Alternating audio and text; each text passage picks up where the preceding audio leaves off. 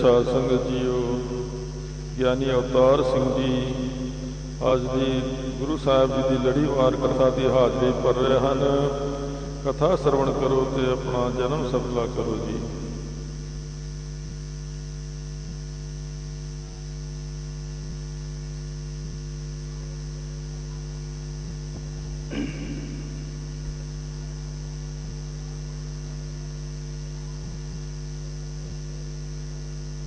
श्री वाहिगुरु जी।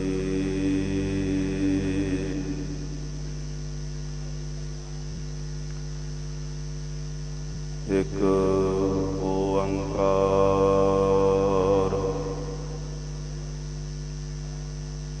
सतनाम करता पुरख निर्भव निर्वैर अकाल मूरत अजूनी सैभं गुर प्रसाद जप। आद सच जुगाद सच है भी सच। नानक होसी भी सच। चक्कर जेहन हर बरन जात हर पात नहन जेह। रूप रंग हर रेख भेख को कह ना सकत के। अचल मूरत अनुभव प्रकाश अमितो जग विजय। कोट इंद्र इंद्राण साहे साहान गणिजय। त्रिभुवन मही सुर नर असुर। नेत नेत बन तृण कहत। सर्वनाम कथै कवन कर्म नाम बरनत सुमत।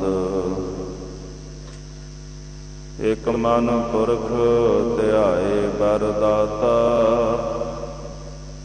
संत सहार सदा मिथ्याता। तार चरण ले हृदय बसावो। तो परम गुरु नानक गुण गावो। गावो गुण परम गुरु सुख सागर। दुरत निवारण शब्द सरे।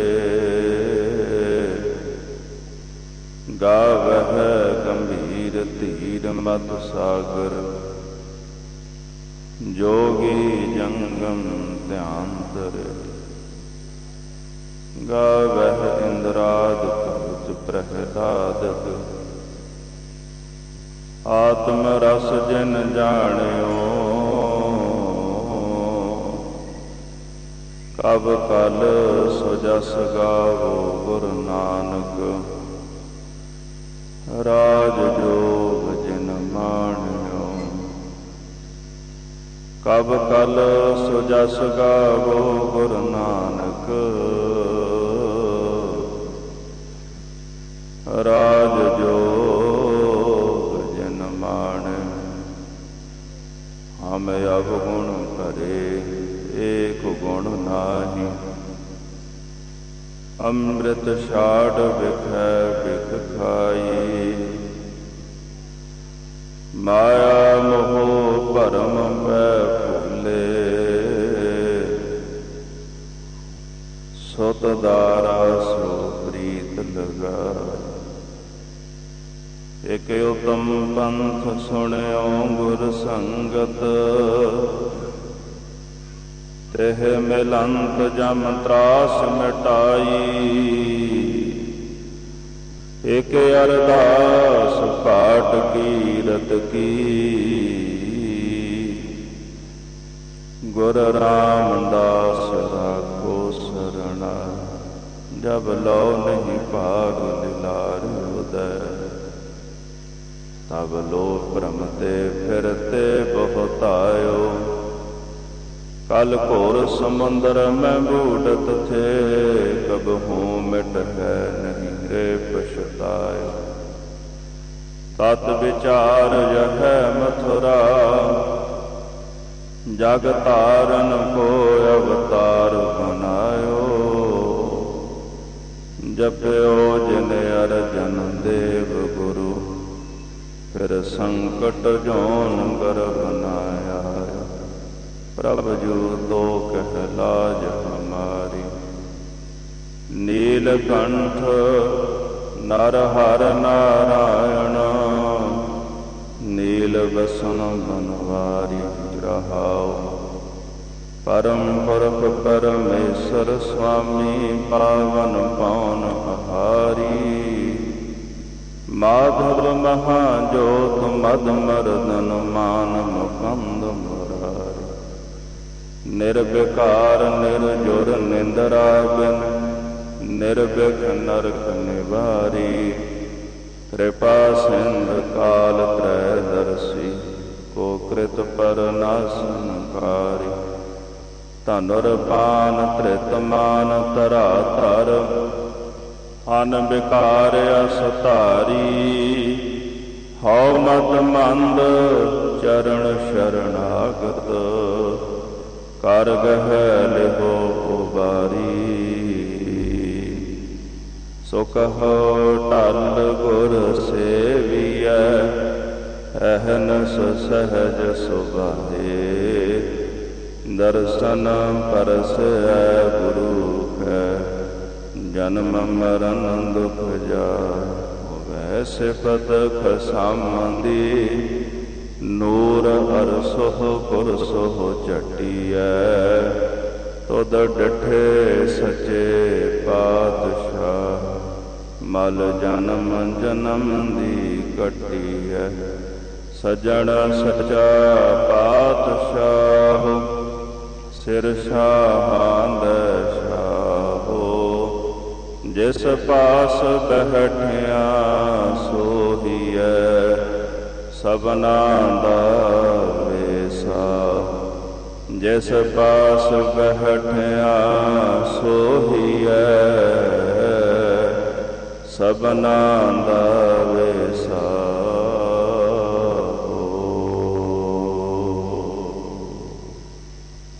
सतनाम श्री वाहिगुरु जी।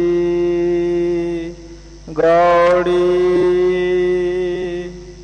सुरत सिमृत दोय कन्नी मुंद्रा। परमित बाहर खिंथा, सुन गुफा मह आसन बैसन। कलप विवर्जित पंथा, सुरत सिमृत दोय कन्नी मुंद्रा। परमित बाहर खिंथा, सुन गुफा मह आसन बैसन। कलप विवर्जित पंथा, मेरे राजन मैं बैरागी जोगी। मरत ना सोग वियोगी,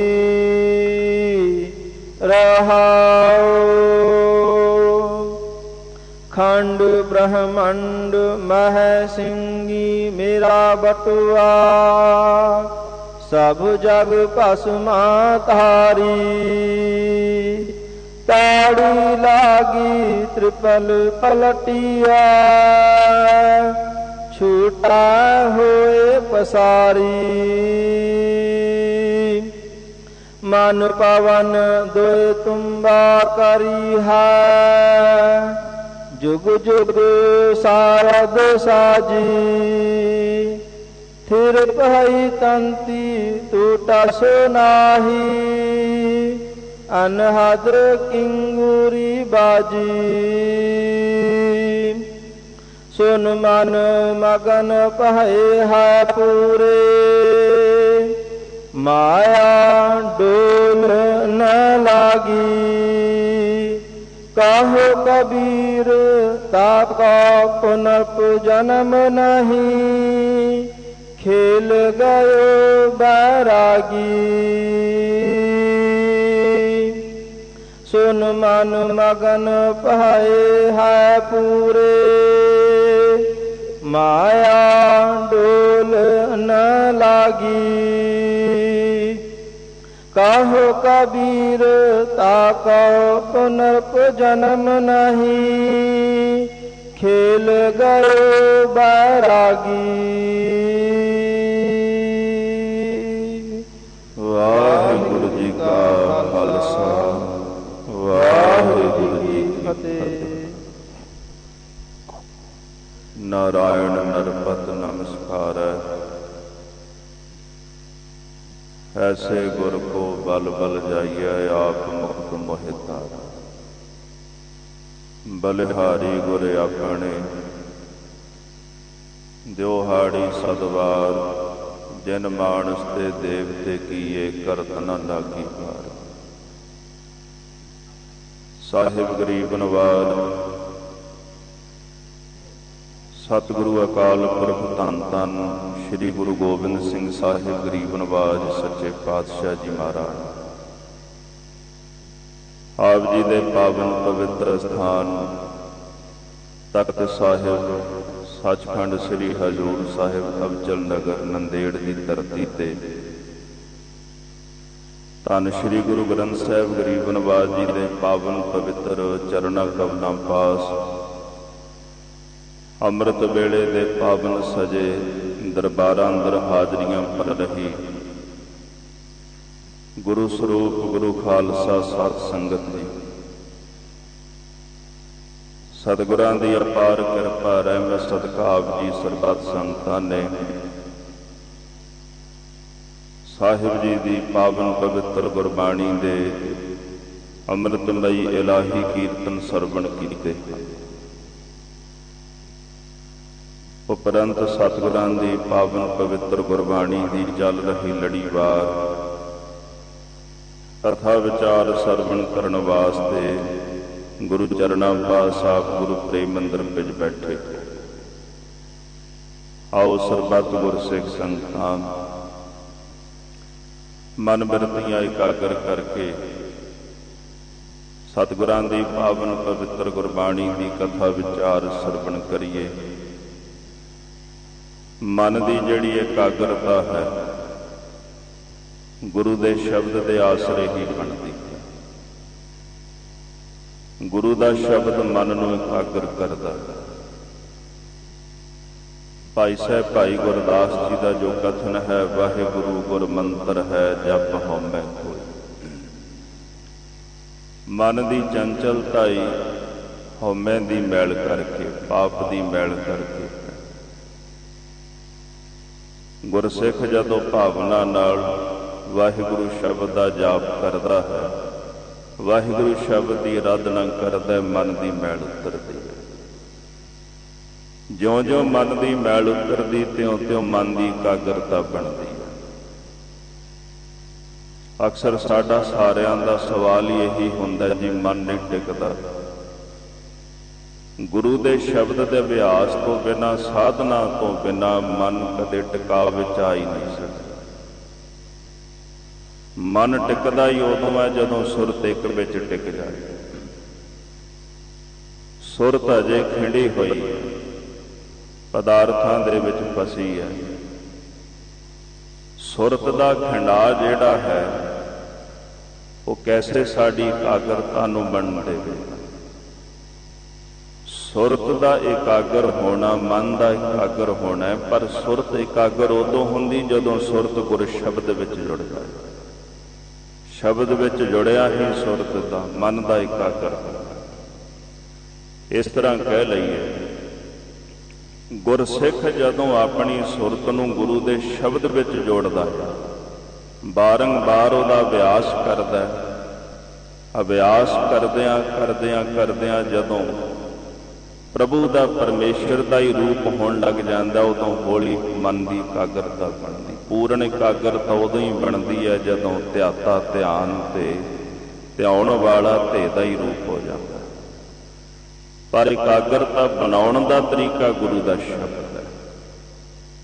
ਭਾਈ ਗੁਰਦਾਸ ਜੀ ਕਹਿੰਦੇ, ਜਿਉਂ-ਜਿਉਂ ਵਾਹਿਗੁਰੂ ਵਾਹਿਗੁਰੂ ਜਪੇਂਗਾ ਅੰਦਰ ਦੀ ਮੈਲ ਉਤਰੇਗੀ, ਜਿਉਂ-ਜਿਉਂ ਮੈਲ ਉਤਰੇਗੀ ਤਿਉਂ-ਤਿਉਂ ਤੇਰਾ ਮਨ ਇਕਾਗਰ ਹੋਵੇਗਾ।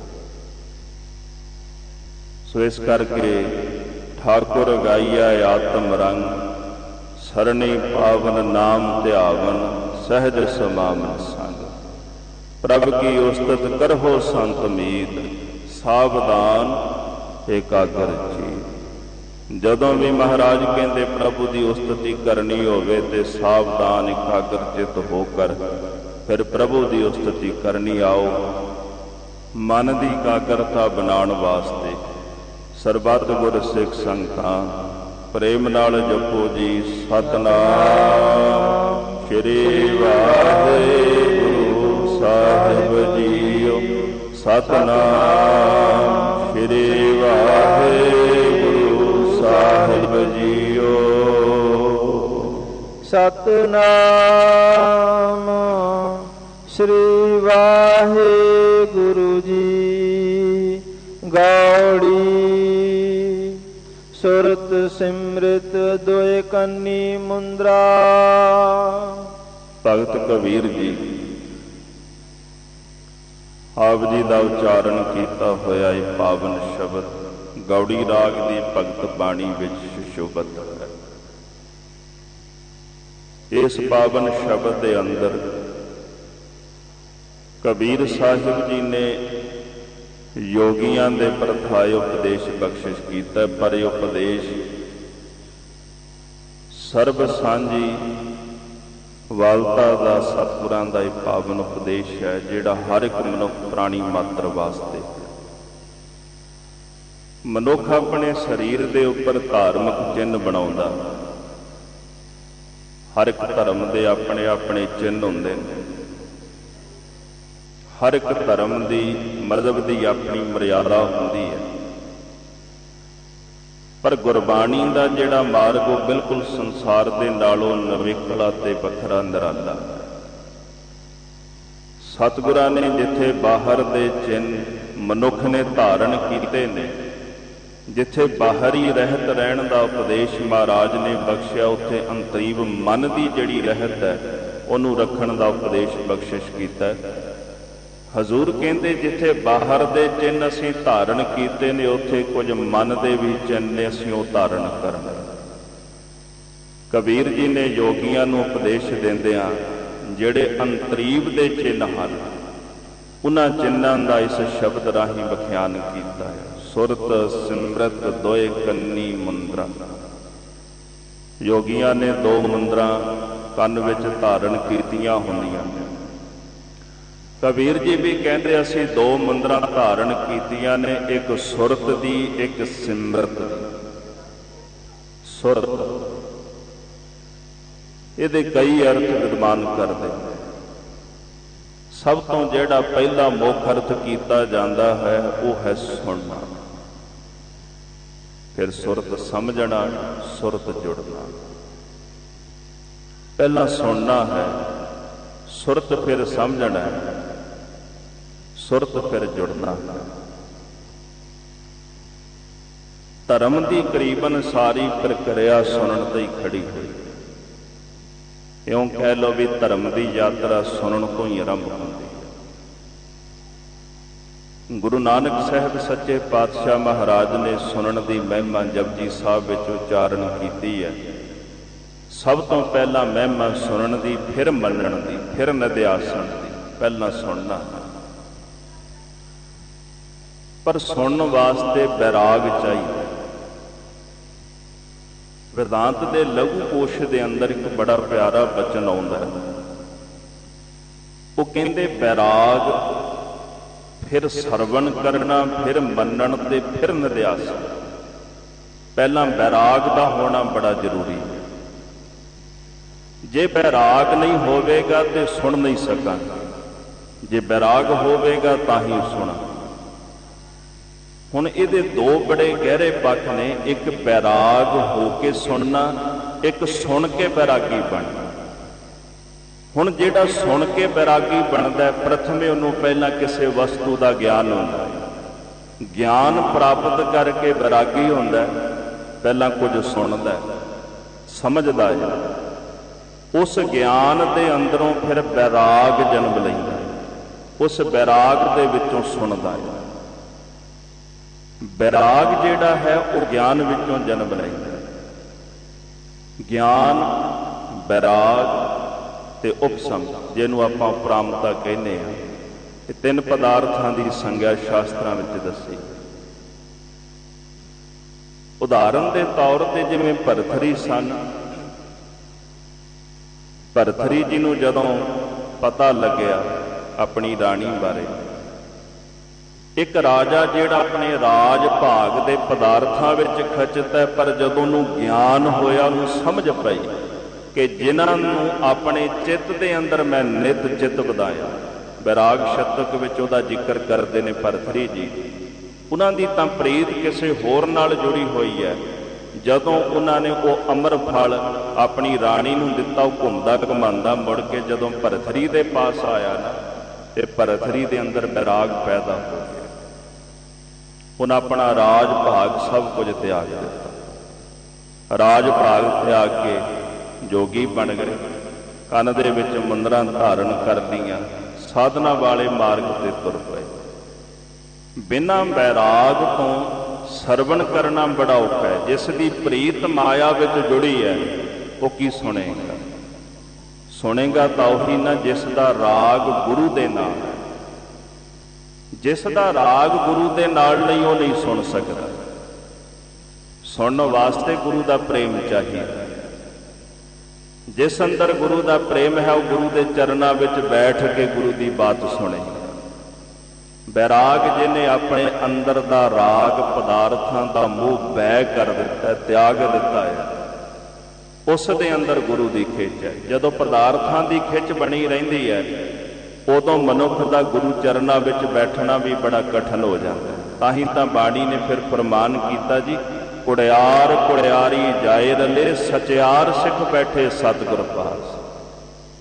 जेड़े झूठे सन, झूठ की संगत विच जा रले, सचियार सिख गुरु के पास बह गए, जिन्हां दा गुरु के चरनां नाल प्रेम सी। क्यों बैठे?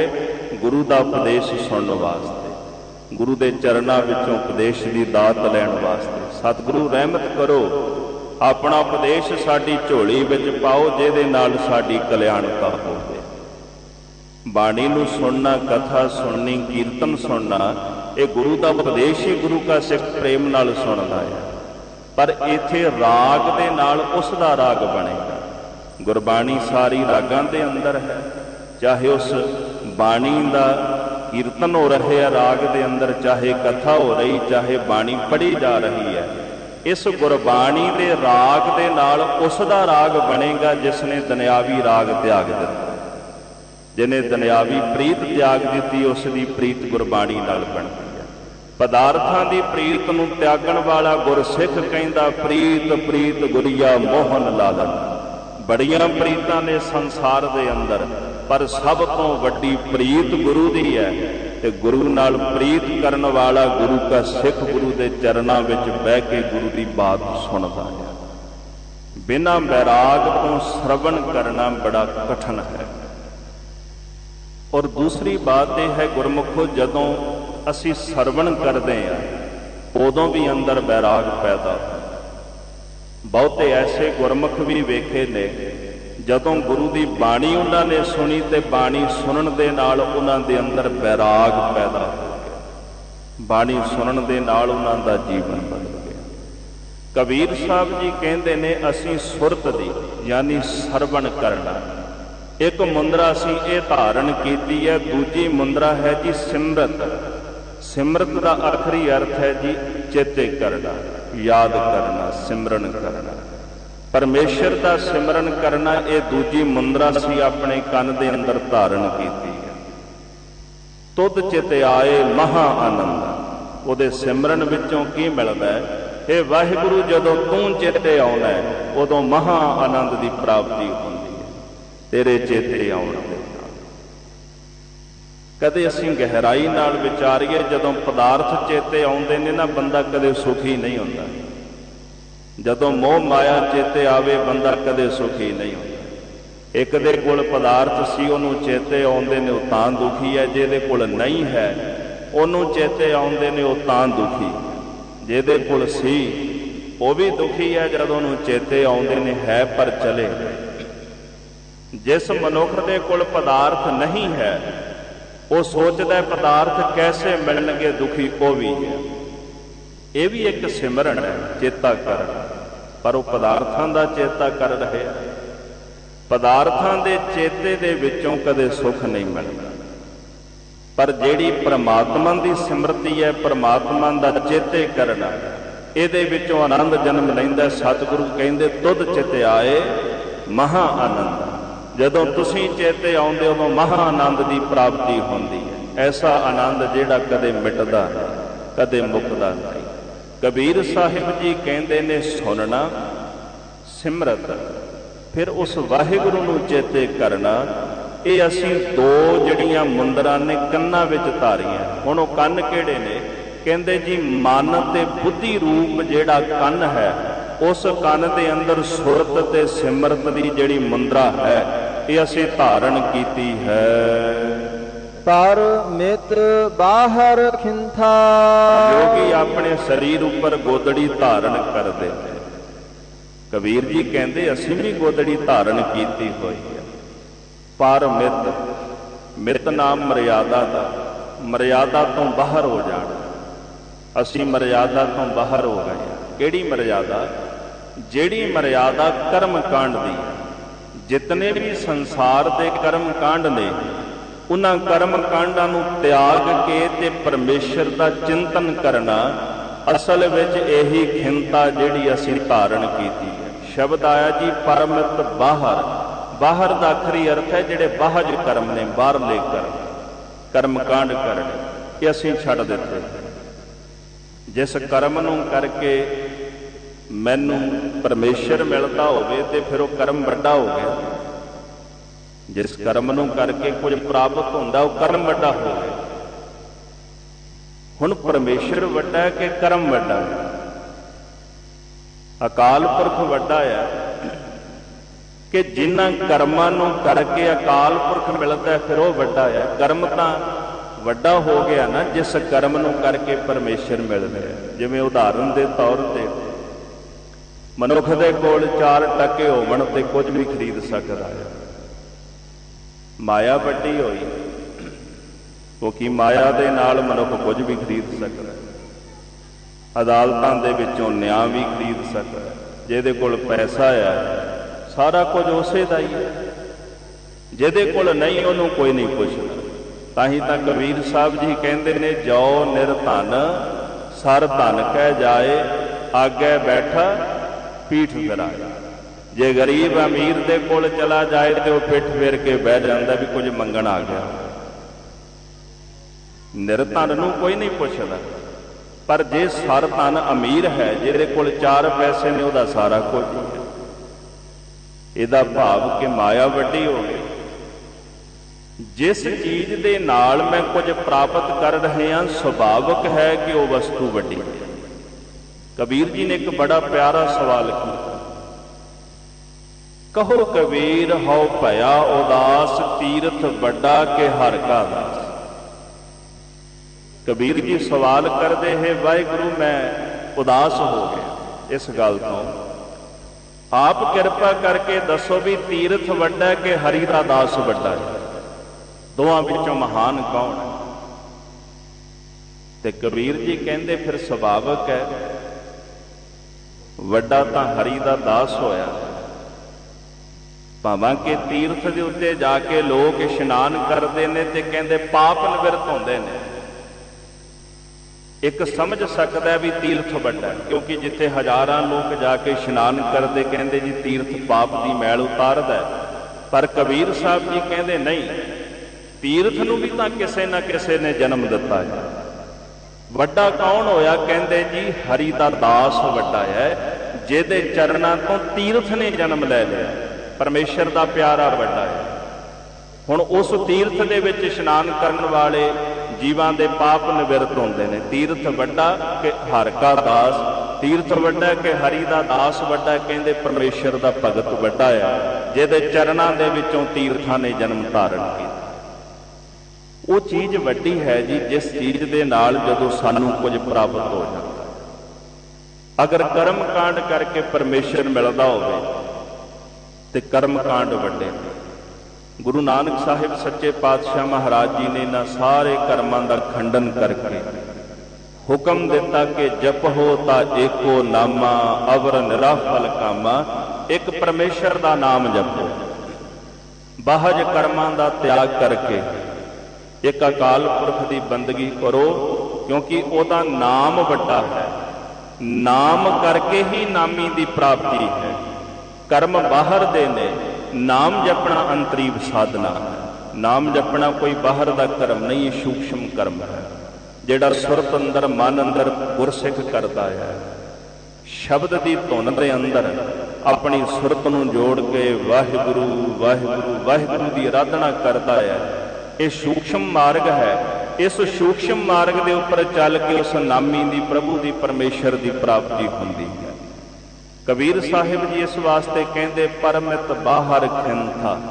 ਜਿਹੜੀ ਬਾਹਜ ਕਰਮਾਂ ਦੀ ਮਰਿਆਦਾ ਹੈ, ਉਸ ਨੂੰ ਅਸੀਂ ਤਿਆਗ ਦਿੱਤਾ ਹੈ ਤੇ ਪਰਮੇਸ਼ਰ ਦਾ ਚਿੰਤਨ ਅਸੀਂ ਕਰਦੇ ਹਾਂ। ਇਹ ਜਿਹੜੀ ਖਿੰਥਾ, ਇਹ ਗੋਦੜੀ ਅਸੀਂ ਸਰੀਰ ਉੱਪਰ ਧਾਰਨ ਕੀਤੀ ਹੈ। ਸੁਨ ਗੁਫਾ ਮਹਿ ਆਸਣ ਬੈਸਣ। ਕਹਿੰਦੇ ਜਿਹੜੀ ਸੁਨ ਗੁਫਾ ਹੈ, ਉਹਦੇ ਵਿੱਚ ਆਸਣ ਲਾ ਕੇ ਬਹਿਣਾ। ਜਿਵੇਂ ਜੋਗੀ ਪਹਾੜੀਆਂ ਦੀ ਕੰਦਰਾਂ ਦੇ ਵਿੱਚ ਜਾ ਬਹਿੰਦੇ ਨੇ, ਗੁਫਾਵਾਂ ਦੇ ਵਿੱਚ, ਮੱਠਾਂ ਦੇ ਵਿੱਚ ਜਾ ਕੇ ਬਹਿੰਦੇ ਆਸਣ ਲਾ ਕੇ। ਕਬੀਰ ਜੀ ਕਹਿੰਦੇ ਅਸੀਂ ਵੀ ਆਸਣ ਲਾ ਕੇ ਬੈਠੇ ਹਾਂ, ਪਰ ਸੁਨ ਗੁਫਾ ਦੇ ਅੰਦਰ। ਸੁਨ ਗੁਫਾ ਦਾ ਆਖਰੀ ਅਰਥ ਹੈ ਜੀ ਅਫੁਰ, ਕਲਪਨਾ ਤੋਂ ਰਹਿਤ ਹੋ ਕਰ ਪਰਮੇਸ਼ਰ ਦੇ ਵਿੱਚ ਜਾ ਕੇ ਸੁਰਤ ਦਾ ਟਿਕਾਉਣਾ, ਬ੍ਰਹਮਾਕਾਰ ਬਿਰਤੀ ਦਾ ਹੋ ਜਾਣਾ। ਪਰਮਾਤਮਾ ਉਹ ਅਫੁਰ ਹੈ ਤੇ ਉਹਦੇ ਵਿੱਚ ਜਾ ਕੇ ਜਦੋਂ ਭਗਤ ਦੀ ਸੁਰਤ ਟਿਕਦੀ ਹੈ, ਉਹ ਵੀ ਅਫੁਰ ਹੋ ਜਾਂਦੀ ਹੈ, ਕਲਪਨਾਵਾਂ ਤੋਂ ਰਹਿਤ ਹੋ ਜਾਂਦੀ ਹੈ। ਕਬੀਰ ਸਾਹਿਬ ਜੀ ਕਹਿੰਦੇ ਨੇ ਜਿਹੜੀ ਸੁਨ ਗੁਫਾ ਹੈ, ਯਾਨੀ ਕਿ ਪਰਮੇਸ਼ਰ ਅਕਾਲ ਪੁਰਖ ਦੇ ਵਿੱਚ ਜਾ ਕੇ ਸੁਰਤ ਜੋੜਨੀ ਤੇ ਆਪਣੀਆਂ ਅੰਦਰ ਦੀਆਂ ਜਿਹੜੀਆਂ ਕਲਪਨਾਵਾਂ ਨੇ ਉਹਨਾਂ ਨੂੰ ਰੋਕਣਾ। ਇਹੀ ਕਹਿੰਦੇ ਮੈਂ ਸੁਨ ਗੁਫਾ ਵਿੱਚ ਆਸਣ ਲਾ ਕੇ ਬੈਠਾ ਹਾਂ। ਕਲਪ ਵਿਵਰਜਿਤ ਪੰਥਾ। ਤੇ ਜਿਹੜਾ ਮੇਰਾ ਮਨ ਹੈ ਇਹ ਬਾਹਰ ਨੂੰ ਜਾਂਦਾ ਹੈ, ਪਦਾਰਥਾਂ ਵੱਲ ਜਾਂਦਾ ਹੈ, ਕਈ ਰਸਤਿਆਂ ਤੇ ਤੁਰਦਾ। ਇਸ ਮਨ ਨੂੰ ਵਿਵਰਜਿਤ ਰੋਕਣਾ, ਇਹੀ ਕਹਿੰਦੇ ਅਸਲ ਦੇ ਵਿੱਚ ਮੇਰਾ ਪੰਥ ਹੈ। ਮਨ ਦੀਆਂ ਕਲਪਨਾਵਾਂ ਨੂੰ ਰੋਕਣਾ, ਮਨ ਨੂੰ ਟਿਕਾ ਦੇ ਵਿੱਚ ਲੈ ਕੇ।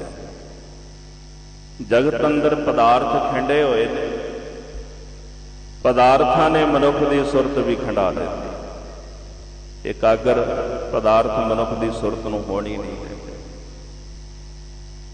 ਕਦੇ ਅਸੀਂ ਇਸ ਚੀਜ਼ ਨੂੰ ਅੰਦਰ ਅਨੁਭਵ ਕਰੀਏ, ਕਦੇ ਕਾਮ, ਕਦੇ ਕ੍ਰੋਧ, ਕਦੇ ਲੋਭ, ਕਦੇ ਹੰਕਾਰ, ਕਦੇ ਮੋਹ, ਕਦੇ ਰਾਗ, ਕਦੇ ਦਵੈਸ਼, ਕਦੇ ਈਰਖਾ।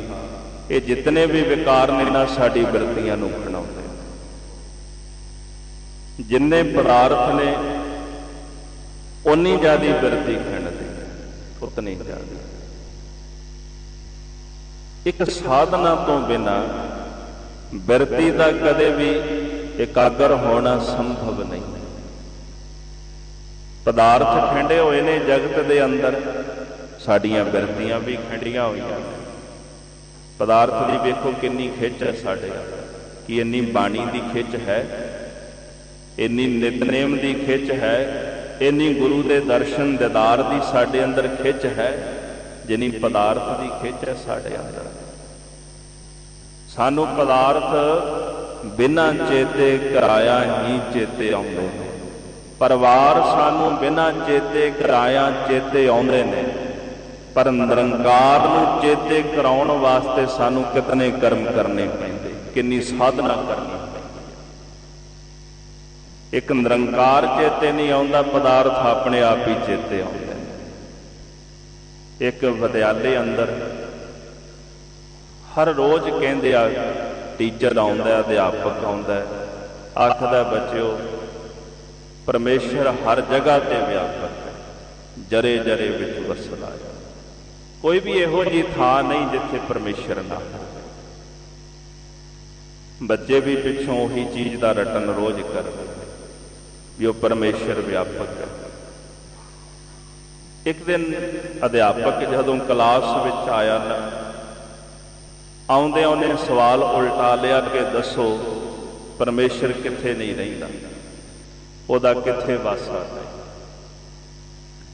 ਇਹ ਸਵਾਲ ਸੁਣ ਕੇ ਬੱਚੇ ਬੜੇ ਹੈਰਾਨ ਹੋਏ ਵੀ ਕਮਾਲ ਦੀ ਗੱਲ ਹੈ, ਜਿੱਥੇ ਹਰ ਰੋਜ਼ ਆ ਕੇ ਕਹਿੰਦੇ ਨੇ ਵੀ ਪਰਮੇਸ਼ਰ ਵਿਆਪਕ ਹੈ, ਤੇ ਅੱਜ ਅਚਾਨਕ ਸਵਾਲ ਉਲਟ ਕਿਵੇਂ ਗਿਆ ਵੀ ਪ੍ਰਮਾਤਮਾ ਕਿੱਥੇ ਨਹੀਂ ਰਹਿੰਦਾ, ਅਕਾਲ ਪੁਰਖ ਕਿੱਥੇ ਨਹੀਂ ਰਹਿੰਦਾ। ਉਹਨਾਂ ਬੱਚਿਆਂ ਵਿੱਚ ਇੱਕ ਬੱਚਾ ਬੈਠਾ ਸੀ, ਉਹ ਕਹਿੰਦਾ ਜੀ ਮੈਂ ਦੱਸਦਾ। ਕਹਿੰਦਾ ਤੁਹਾਡਾ ਸਵਾਲ ਬਿਲਕੁਲ ਸਹੀ ਹੈ ਕਿ ਪਰਮੇਸ਼ਰ ਹਰ ਜਗ੍ਹਾ ਤੇ ਵਿਆਪਕ ਹੈ, ਪਰ ਇੱਕੋ ਹੀ ਥਾਂ ਹੈ ਜਿੱਥੇ ਪਰਮੇਸ਼ਰ ਨਹੀਂ ਰਹਿੰਦਾ, ਮਨੁੱਖ ਦੀ ਸਿਮਰਤੀ ਹੈ, ਜਿੱਥੇ ਅਕਾਲ ਪੁਰਖ ਨਹੀਂ ਰਹਿੰਦਾ। ਮਨੁੱਖ ਦੀ ਸਿਮਰਤੀ ਵਿੱਚ ਪਦਾਰਥ ਰਹਿੰਦੇ ਨੇ, ਮਨੁੱਖ ਦੀ ਸਿਮਰਤੀ ਵਿੱਚ ਪਰਿਵਾਰ ਰਹਿੰਦਾ ਹੈ, ਵਿਕਾਰ ਰਹਿੰਦੇ ਨੇ, ਪਰਮੇਸ਼ਰ ਨਹੀਂ ਰਹਿੰਦਾ। ਕਦੇ ਅਨੁਭਵ ਕਰੀਏ ਕਿ ਉਹ ਅਕਾਲ ਪੁਰਖ ਪਰਮੇਸ਼ਰ ਸਾਡੇ ਅੰਦਰ ਹੈ, ਅੰਦਰ ਹੋਣ ਦੇ ਬਾਵਜੂਦ ਉਹ ਸਾਨੂੰ ਕਦੇ ਚੇਤੇ ਨਹੀਂ ਆਉਂਦਾ। ਤੇ ਜਿਹੜੇ ਪਦਾਰਥ ਬਾਹਰ ਦੇ ਨੇ, ਉਹਨਾਂ ਪਦਾਰਥਾਂ ਨੂੰ ਵੇਖੋ, ਚੇਤੇ ਕਰਨ ਵਾਸਤੇ ਸਾਨੂੰ ਕੁਝ ਵੀ ਕਰਨ ਦੀ ਲੋੜ ਨਹੀਂ। ਪਰਿਵਾਰ ਨਾਲੋਂ ਵਿਛੜ ਕੇ ਮਨੁੱਖ ਕਈ ਕੋਹਾਂ ਦੂਰ ਚਲਾ ਜਾਂਦਾ, ਆਪਣੇ ਆਪ ਹੀ ਰੋਜ਼ ਬੈਠਾ ਸਿਮਰਦਾ, ਪਰਿਵਾਰ ਯਾਦ ਕਰਦਾ, ਚੇਤੇ ਕਰਦਾ। ਪਦਾਰਥ ਕਿਸੇ ਦੇ ਨੇ ਘਰ ਵਿੱਚ ਬੈਠਾ ਚੇਤੇ ਕਰਦਾ ਰਹਿੰਦਾ ਵੀ ਕਾਸ਼ ਕਿਤੇ ਮੈਨੂੰ ਪ੍ਰਾਪਤ ਹੋ ਜਾਣ। ਤੇ ਕਈ ਵਾਰੀ ਸਤਿਗੁਰਾਂ ਦੀ ਹਜ਼ੂਰੀ ਵਿੱਚ ਬੈਠਿਆਂ ਸਾਨੂੰ ਗੁਰੂ ਚੇਤੇ ਨਹੀਂ ਆਉਂਦਾ। ਗੁਰੂ ਦੇ ਪਾਸ ਬੈਠੇ ਸਾਡਾ ਮਨ ਕਿਸੇ ਹੋਰ ਪਾਸੇ ਭਰਮਦਾ ਹੁੰਦਾ, ਭਟਕਦਾ ਹੁੰਦਾ ਹੈ। ਗੁਰੂ ਨਾਨਕ ਸਾਹਿਬ ਜੀ ਮਹਾਰਾਜ ਸਤਿਗੁਰੂ ਜਦੋਂ ਨਮਾਜ਼ ਪੜ੍ਹਨ ਵਾਸਤੇ ਗਏ ਨਾ ਦੌਲਤ ਖਾਂ ਦੇ ਨਾਲ, ਕਾਜੀ ਵੀ ਨਮਾਜ਼ ਪੜ੍ਹਦਾ ਸੀ, ਦੌਲਤ ਖਾਂ ਵੀ ਨਮਾਜ਼ ਪੜ੍ਹਦਾ, ਪਰ ਸਤਿਗੁਰਾਂ ਨੇ ਨਮਾਜ਼ ਨਹੀਂ ਪੜ੍ਹੀ। ਉਹਨਾਂ ਨੇ ਇਤਰਾਜ਼ ਕੀਤਾ ਵੀ ਤੁਸੀਂ ਸਾਡੇ ਨਾਲ ਨਮਾਜ਼ ਕਿਉਂ ਨਹੀਂ ਪੜ੍ਹੀ। ਮਹਾਰਾਜ ਕਹਿੰਦੇ ਨੇ ਵੀ ਨਮਾਜ਼ ਜਿਹੜੀ ਹੈ, ਨਮਾਜ਼ ਪੜ੍ਹਨ ਵਿੱਚ ਕੋਈ ਇਤਰਾਜ਼ ਨਹੀਂ, ਪਰ ਨਮਾਜ਼ ਪੜ੍ਹਦਾ ਕਿਹਦੇ ਨਾਲ? ਤੁਹਾਡੇ ਦੋਹਾਂ ਵਿੱਚੋਂ ਤਾਂ ਕੋਈ ਵੀ ਨਮਾਜ਼ ਨਹੀਂ ਸੀ ਪੜ੍ਹ ਰਹੇ। ਤੁਹਾਡਾ ਮਨ ਕਿਤੇ ਕਿਤੇ ਭਰਮ ਰਿਹਾ ਸੀ, ਮੈਂ ਨਮਾਜ਼ ਕੈਸੇ ਪੜ੍ਹਦਾ। ਦੌਲਤ ਖਾਂ ਕਹਿੰਦਾ ਜੀ ਮੈਂ ਨਮਾਜ਼ ਪੜ੍ਹਦਾ। ਸਤਿਗੁਰੂ ਕਹਿੰਦੇ ਤੂੰ ਤਾਂ ਘੋੜੇ ਖਰੀਦਣ ਪਹੁੰਚਿਆ ਹੋਇਆ। ਮੈਂ ਮੰਨਦਾ ਵੀ ਤੂੰ ਨਮਾਜ਼ ਪੜ੍ਹ ਰਿਹਾ ਸਰੀਰ ਕਰਕੇ, ਪਰ ਤੇਰਾ ਮਨ ਤਾਂ ਕਿਸੇ ਹੋਰ ਪਾਸੇ ਭਰਮਦਾ ਫਿਰਦਾ। ਤੇਰੇ ਅੰਦਰ ਕਲਪਨਾਵਾਂ ਚੱਲਦੀਆਂ ਪਈਆਂ ਨੇ, ਖਿਆਲ ਚੱਲਦੇ ਪਏ ਨੇ, ਤੇਰਾ ਮਨ ਪੰਖੇਰੂ ਲਾ ਕੇ ਉੱਡ ਰਿਹਾ। ਮੈਂ ਤੇਰੇ ਨਾਲ ਨਮਾਜ਼ ਕਿਵੇਂ ਪੜ੍ਹਦਾ? ਕਾਜੀ ਕਹਿੰਦਾ ਮੇਰੇ ਨਾਲ ਪੜ੍ਹਦਾ ਨਹੀਂ ਸੀ। ਸਤਿਗੁਰੂ ਕਹਿੰਦੇ ਤੇਰਾ ਮਨ ਤਾਂ ਵਿਛੇਰੇ ਵਿੱਚ ਪਹੁੰਚਿਆ ਹੋਇਆ ਘਰ ਦੇ ਵਿੱਚ, ਮੈਂ ਤੇਰੇ ਨਾਲ ਨਮਾਜ਼ ਕੈਸੇ ਪੜ੍ਹਦਾ? ਤੇਰਾ ਮਨ ਵੀ ਕਿਸੇ ਹੋਰ ਪਾਸੇ ਪਹੁੰਚਿਆ। ਇੱਕ ਵਿਦਵਾਨ ਲਿਖਾਰੀ ਲਿਖਦਾ ਹੈ, ਕਹਿੰਦਾ ਦਿੱਕਤ ਨਮਾਜ਼ ਦੀ ਨਹੀਂ, ਦਿੱਕਤ ਨਮਾਜ਼ੀ ਦੀ। ਨਮਾਜ਼ ਪੜ੍ਹਨ ਵਾਲਾ ਜਿਹੜਾ ਹੈ ਅਸਲ 'ਚ ਦਿੱਕਤ ਉਸ ਦੀ ਹੈ, ਕਿਉਂਕਿ ਉਹ ਨਮਾਜ਼ ਪੜ੍ਹਦਿਆਂ ਵੀ ਨਮਾਜ਼ੀ ਨਹੀਂ ਹੁੰਦਾ।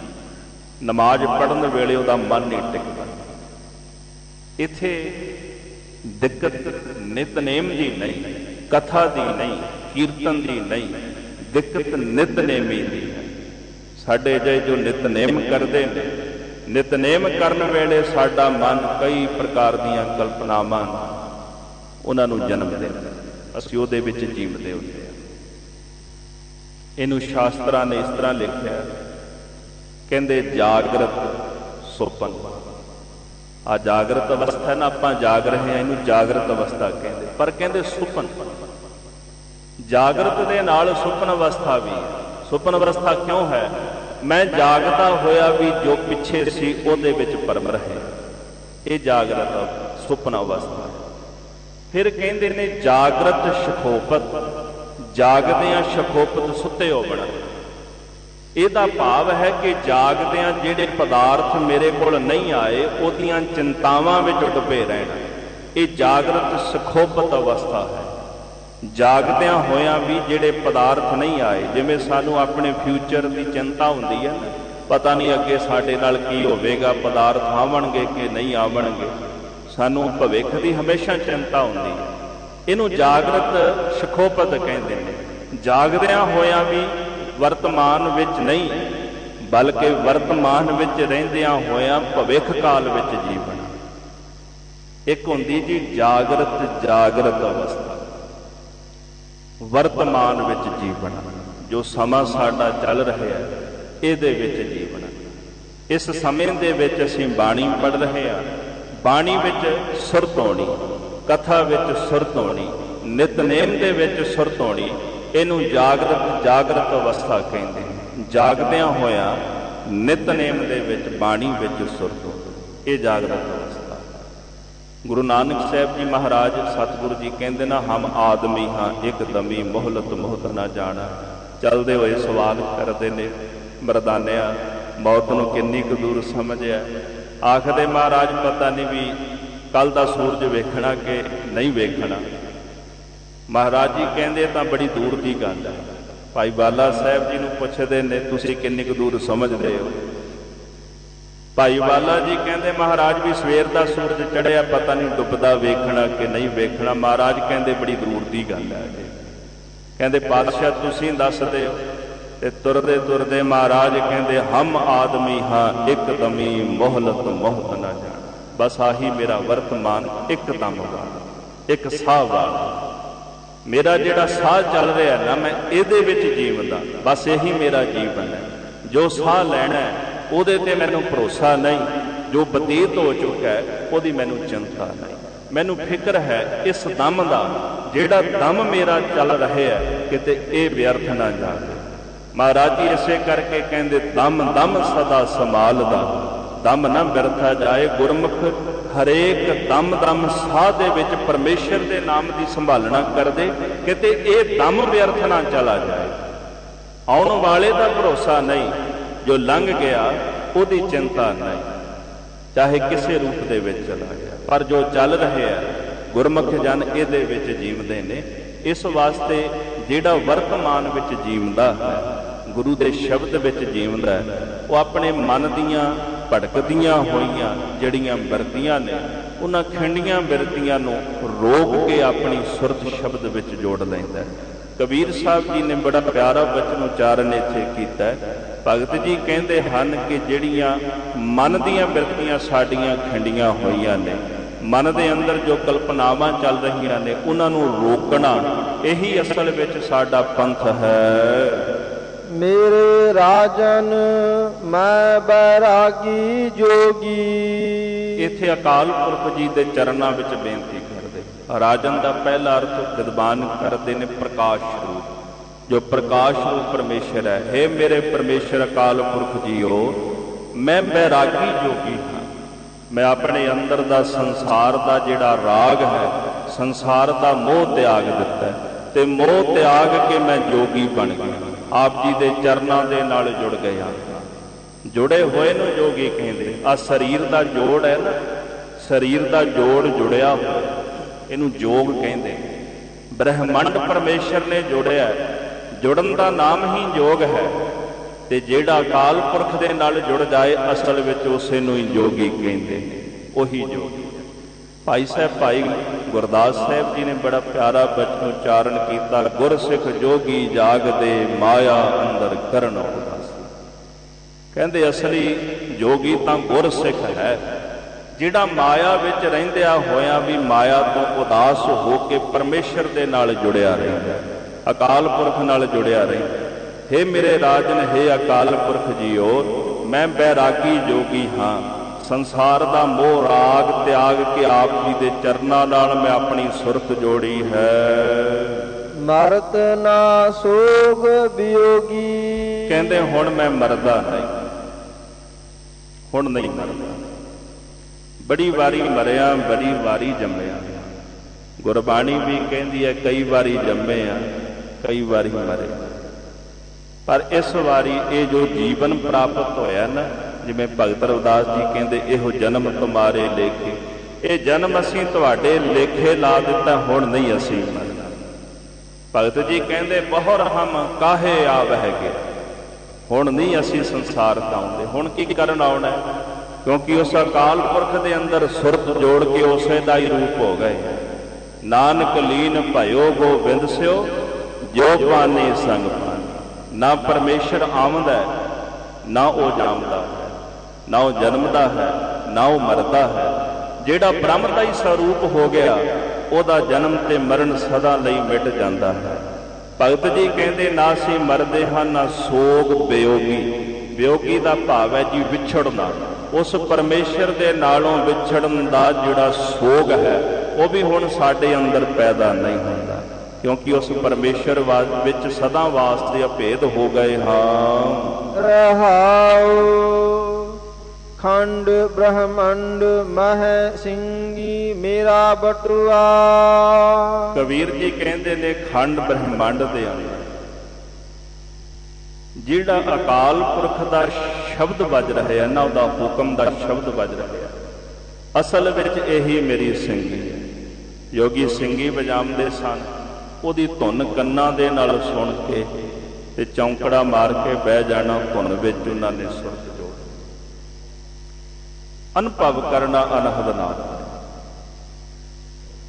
ਕਬੀਰ ਜੀ ਕਹਿੰਦੇ ਹਨ ਜਿਹੜਾ ਪਰਮੇਸ਼ਰ ਦਾ ਹੁਕਮ ਰੂਪੀ ਸ਼ਬਦ ਸਾਰੇ ਬ੍ਰਹਿਮੰਡ ਵਿੱਚ ਵਿਚਰ ਰਿਹਾ, ਜਿਵੇਂ ਕਲਗੀਧਰ ਗੁਰੂ ਗੋਬਿੰਦ ਸਿੰਘ ਸਾਹਿਬ ਸੱਚੇ ਪਾਤਸ਼ਾਹ ਜੀ ਫਰਮਾਨ ਕਰਦੇ ਨਾ, ਚੱਕਰ ਬੱਕਰ ਫਿਰੈ ਚਤਰ ਚੱਕ ਮਾਨਈ ਫੁਰਤੀ।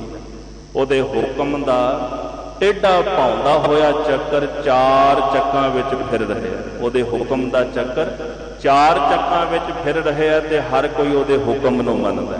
ਇਹ ਉਸ ਮਾਲਕ ਦਾ ਜਿਹੜਾ ਹੁਕਮ ਹੈ, ਅਸਲ ਵਿੱਚ ਕਬੀਰ ਸਾਹਿਬ ਕਹਿੰਦੇ ਇਹੀ ਮੇਰੀ ਸਿੰਘੀ ਹੈ, ਜਿਸ ਸਿੰਘੀ ਨੂੰ ਮੈਂ ਸਰਵਣ ਕਰਦਾ। ਫਿਰ ਕਹਿੰਦੇ ਨੇ ਬਟੂਆ। ਬਟੂਆ ਕੀ ਹੁੰਦਾ? ਜੋਗੀਆਂ ਕੋਲ ਨਾ ਇੱਕ ਥੈਲੀ ਜਿਹੀ ਹੁੰਦੀ ਹੈ, ਉਸ ਥੈਲੀ ਦੇ ਵਿੱਚ ਉਹ ਸਵਾਹ ਪਾ ਕੇ ਰੱਖਦੇ ਨੇ, ਸਰੀਰ ਦੇ ਉੱਪਰ ਉਹ ਸਵਾਹ ਮਲਦੇ ਨੇ। ਭਾਵਾਂ ਕਿ ਬਟੂਆ ਦੇ ਕਈ ਅਰਥ ਭਾਈ ਕਾਨ ਸਿੰਘ ਨਾਭਾ ਨੇ ਕੀਤੇ ਨੇ, ਪਰ ਯੋਗੀਆਂ ਦੇ ਕੋਲ ਇੱਕ ਥੈਲੀ ਹੁੰਦੀ ਜਿਹਦੇ ਵਿੱਚ ਉਹ ਸਵਾਹ ਪਾ ਕੇ ਰੱਖਦੇ ਸੀ। ਤੇ ਕਬੀਰ ਸਾਹਿਬ ਜੀ ਕਹਿੰਦੇ ਮੇਰਾ ਮੈਂ ਮੇਰਾ ਛੱਡ ਦੇਣਾ, ਅਹੰਗ ਭਾਵ ਤਿਆਗ ਦੇਣਾ, ਅਸਲ ਵਿੱਚ ਇਹੀ ਮੇਰਾ ਬਟੂਆ ਹੈ। ਦੁਨੀਆ ਦੇ ਪਦਾਰਥਾਂ ਨੂੰ ਛਾਰ ਰੂਪ ਕਰਕੇ ਜਾਣਨਾ। ਜੈਸੇ ਬਟੂਆ ਥੈਲੀ ਵਿੱਚ ਸਵਾਹ ਪਾਈ ਹੁੰਦੀ ਹੈ, ਦੁਨੀਆ ਦੇ ਪਦਾਰਥਾਂ ਨੂੰ ਸਵਾਹ ਰੂਪ ਕਰਕੇ ਜਾਣਨਾ। ਕਹਿੰਦੇ ਇਹੀ ਮੇਰਾ ਅਸਲ ਵਿੱਚ ਬਟੂਆ ਹੈ, ਇਹੀ ਥੈਲੀ ਜਿਹੜੀ ਮੈਂ ਧਾਰਨ ਕਰਕੇ ਰੱਖੀ ਹੈ। ਸਭ ਜਗ ਭਸਮਾ ਧਾਰੀ। ਇਹ ਜਿਤਨਾ ਵੀ ਜਗਤ ਹੈ, ਇਹ ਸਾਰਾ ਜਗਤ ਭਸਮ ਸਵਾਹ ਰੂਪ ਹੈ, ਛਾਰ ਰੂਪ ਹੈ। ਜਿਹੜਾ ਇੱਥੇ ਭਸਮਾ ਧਾਰੀ ਸ਼ਬਦ ਹੈ ਜੀ, ਮੰਮੇ ਦੇ ਵਿੱਚੋਂ ਇਹਦੇ ਨਾਲ ਜਿਹੜਾ ਕੰਨਾ ਲੱਗਿਆ, ਕੰਨੇ ਵਿੱਚੋਂ ਐੜਾ ਸ਼ਬਦ ਨਿਕਲਦਾ ਹੈ, ਆਧਾਰੀ ਸ਼ਬਦ ਬਣਦਾ ਹੈ। ਪਰਮੇਸ਼ਰ ਅਕਾਲ ਪੁਰਖ ਜੀ ਦੇ ਆਸਰੇ ਹੋਣਾ, ਇਹਦਾ ਪਹਿਲਾ ਅਰਥ। ਦੂਜਾ ਅਰਥ ਹੈ ਸੰਤੋਖ ਦੇ ਆਸਰੇ ਹੋਣਾ। ਜਦੋਂ ਸੰਸਾਰ ਦੇ ਪਦਾਰਥਾਂ ਨੂੰ ਭਸਮ ਰੂਪ ਕਰਕੇ ਜਾਣ ਲਿਆ, ਇੱਕ ਸਾਰਾ ਸੰਸਾਰ ਦੁਨੀਆ ਦੇ ਪਦਾਰਥ ਸਵਾਹ ਨੇ, ਫਿਰ ਸੰਤੋਖ ਦੇ ਆਸਰੇ, ਸੰਤੋਖ ਵਿੱਚ ਜੀਵਨ। ਇਹੀ ਕਬੀਰ ਸਾਹਿਬ ਜੀ ਕਹਿੰਦੇ ਮੈਂ ਸਰੀਰ ਦੇ ਉੱਪਰ ਝੋਲੀ ਧਾਰਨ ਕੀਤੀ ਹੋਈ ਹੈ, ਸੰਤੋਖ ਦੇ ਆਸਰੇ ਹੈ। ਸੰਤੋਖ ਬੜੀ ਵੱਡੀ ਪਰਮੇਸ਼ਰ ਦੀ ਦਾਤ ਹੈ। ਇਹਦੇ ਅਖਰੀ ਅਰਥ ਕਰਨੇ ਹੋਣ ਜੀ ਸੰਤੋਖ ਦੇ, ਜੋ ਕੁਛ ਹੈ ਬਹੁਤ ਹੈ, ਇਹੀ ਸੰਤੋਖ ਹੁੰਦਾ ਹੈ। ਸੰਤੋਖ ਦੀ ਵਿਆਖਿਆ ਭਾਵੇਂ ਗੁਰਬਾਣੀ ਨੇ ਬਹੁਤ ਕੀਤੀ ਹੈ, ਪਰ ਅਖਰੀ ਅਰਥ ਵੀ ਜੋ ਹੈ ਬਹੁਤ ਹੈ। ਭਾਵੇਂ ਕੁਛ ਵੀ ਨਾ ਹੋਵੇ, ਨਾ ਹੋਣ ਦੇ ਬਾਵਜੂਦ ਵੀ ਕਹਿੰਦੇ ਨੇ ਬਹੁਤ ਕੁਝ ਹੈ, ਬਹੁਤ ਕੁਝ ਹੈ। ਇਹ ਸੰਤੋਖ ਜਿਸ ਮਨੁੱਖ ਦੇ ਅੰਦਰ ਹੋਵੇ ਜੀ, ਉਸ ਮਨੁੱਖ ਦੇ ਇਹੀ ਲੱਛਣ ਹੁੰਦੇ, ਬਹੁਤ ਕੁਝ ਹੈ। ਪਵੇ ਨਾਮ ਹੀ ਕੁਝ ਹੋਵੇ। ਗੁਰੂ ਨਾਨਕ ਸਾਹਿਬ ਜੀ ਮਹਾਰਾਜ ਜਦੋਂ ਮਹੰਤ ਰਿਖੀਕੇਸ਼ ਨੂੰ ਮਿਲਦੇ ਨਾ, ਜਦੋਂ 20 ਰਜਤ ਪਣ ਪਿਤਾ ਜੀ ਨੇ ਦਿੱਤੇ ਤੇ ਵਪਾਰ ਕਰਨ ਵਾਸਤੇ ਗਏ, ਸੱਚ ਦਾ ਸੌਦਾ ਕਰਨ ਗਏ, ਤੇ ਮਹੰਤ ਰਿਖੀਕੇਸ਼ ਨੂੰ ਮਹਾਰਾਜ ਜੀ ਪੁੱਛਦੇ ਨੇ ਵੀ ਪ੍ਰਸ਼ਾਦਾ ਲੰਗਰ ਕਿੱਥੋਂ ਛਕਦੇ ਹੋ ਆਪ ਜੀ? ਭਾਈ ਸੰਤੋਖ ਸਿੰਘ ਜੀ ਲਿਖਦੇ ਨੇ, ਮਹੰਤ ਰਿਖੀਕੇਸ਼ ਨੇ ਆਖਿਆ ਜੀ ਕਿਸੇ ਕੋਲੋਂ ਮੰਗਣ ਨਹੀਂ ਜਾਂਦੇ, ਇੱਥੇ ਬੈਠੇ ਸੰਤੋਖ ਦਾ ਸਿੰਘਾਸਣ ਅਸੀਂ ਲਾਇਆ, ਉਹਦੇ ਤੇ ਬੈਠੇ ਆ, ਜੇ ਆ ਜਾਂਦਾ ਤੇ ਛਕ ਲਈਦਾ, ਨਹੀਂ ਆਉਂਦਾ ਤੇ ਉਹਦਾ ਸ਼ੁਕਰਾਨਾ ਕਰ ਦਈਦਾ, ਉਹਦਾ ਸ਼ੁਕਰਾਨਾ ਕਰ ਦਈਦਾ। ਇਹਨੂੰ ਸੰਤੋਖ ਕਹਿੰਦੇ। ਆ ਗਿਆ ਜੋ ਪ੍ਰਾਪਤ ਹੋ ਗਿਆ ਬਹੁਤ ਹੈ, ਉਹਦਾ ਸ਼ੁਕਰਾਨਾ ਹੈ ਜੋ ਮਿਲ ਗਿਆ। ਨਹੀਂ ਵੀ ਮਿਲਿਆ ਤਾਂ ਵੀ ਉਸੇ ਦਾ ਹੀ ਸ਼ੁਕਰਾਨਾ, ਵਾਹਿਗੁਰੂ ਤੇਰਾ ਕੋਟ ਕੋਟ ਸ਼ੁਕਰ ਹੈ, ਤੂੰ ਸਾਡੇ ਤੇ ਰਹਿਮਤ ਕਰਕੇ ਸਾਨੂੰ ਬਹੁਤ ਕੁਝ ਦਿੱਤਾ ਹੈ, ਬੜੀ ਬਖਸ਼ਿਸ਼ ਕੀਤੀ ਹੈ। ਅਸੀਂ ਧਨ ਦੇ ਮਾਮਲੇ ਦੇ ਅੰਦਰ, ਜਗਤ ਅੰਦਰ ਆਪਣੇ ਤੋਂ ਅਗਲੇ ਮਨੁੱਖਾਂ ਨੂੰ ਵੇਖਦੇ ਹਾਂ ਵੀ ਉਹਦੇ ਪਾਸ ਬਹੁਤ ਧਨ ਹੈ। ਸ਼ੁਕਰਾਤ ਜੀ ਇੱਕ ਗੱਲ ਬੜੀ ਕੀਮਤੀ ਲਿਖਦੇ ਨੇ, ਉਹ ਕਹਿੰਦੇ ਨੇ ਵੀ ਵੇਖੋ ਉਹਨੂੰ ਜਿਹੜਾ ਧਨ ਤੋਂ ਤੁਹਾਡੇ ਪਿੱਛੇ ਹੈ, ਕਿਉਂ? ਉਹਨੂੰ ਵੇਖੋ ਜਿਹਨੂੰ ਛਕਣ ਲਈ ਭੋਜਨ ਨਹੀਂ ਮਿਲਦਾ।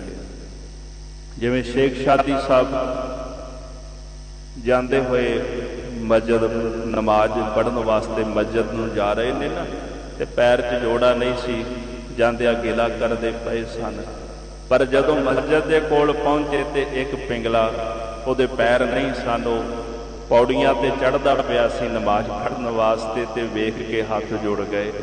ਹੇ ਅਕਾਲ ਪੁਰਖ ਖੁਦਾ ਤੇਰਾ ਲੱਖ ਲੱਖ ਸ਼ੁਕਰ ਹੈ, ਘੱਟੋ ਘੱਟ ਪੈਰ ਤਾਂ ਦਿੱਤੇ ਨੇ।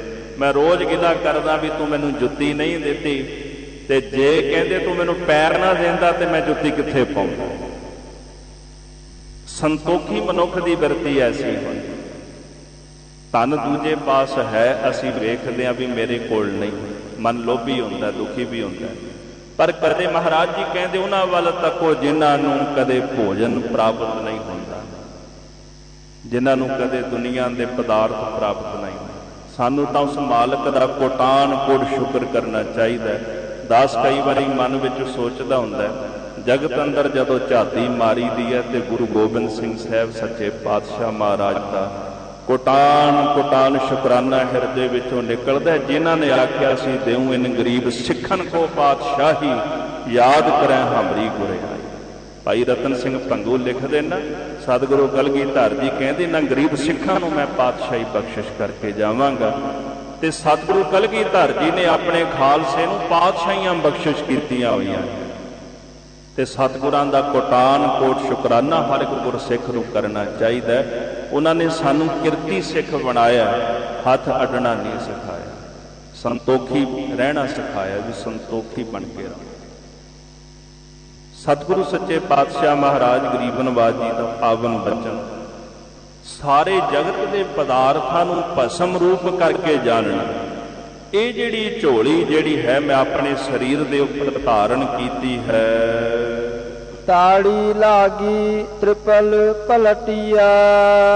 ਤਾੜੀ ਲਾਗੀ ਕਹਿੰਦੇ ਸਾਡੀ ਸਮਾਧੀ ਲੱਗੀ ਹੋਈ ਹੈ, ਪਰ ਕੈਸੀ ਸਮਾਧੀ? ਤ੍ਰਿਪਲ ਪਲਟੀ ਹੈ।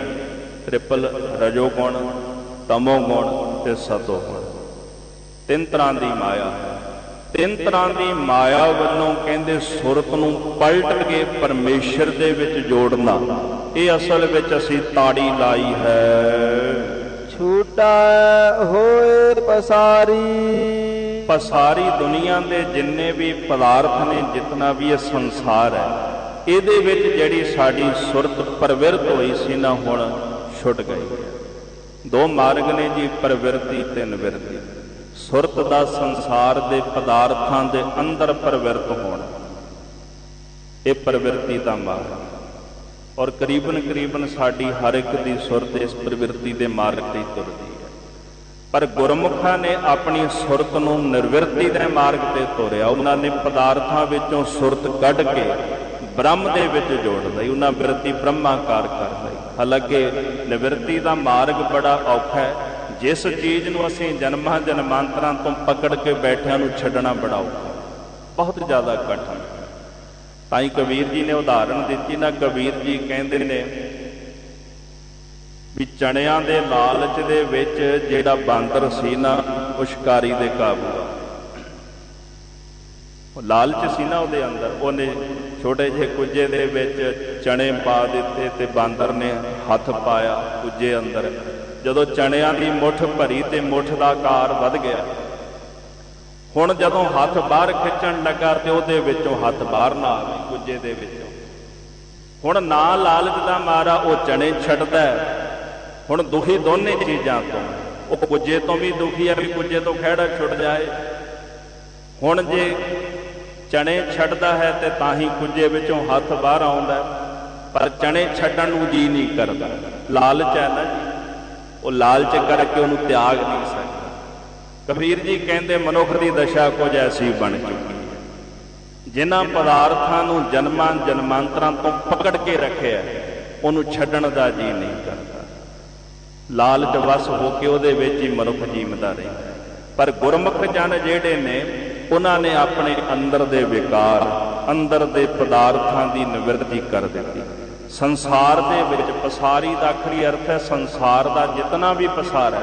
ਇਸ ਪਸਾਰੇ ਦੇ ਅੰਦਰ ਜਿਹੜੀ ਸੁਰਤ ਕਹਿੰਦੇ ਪ੍ਰਵਿਰਤ ਹੋਈ ਸੀ, ਛੂਟੈ ਹੋਏ, ਉਹ ਸੁਰਤ ਸਾਡੀ ਛੁੱਟ ਗਈ ਹੈ।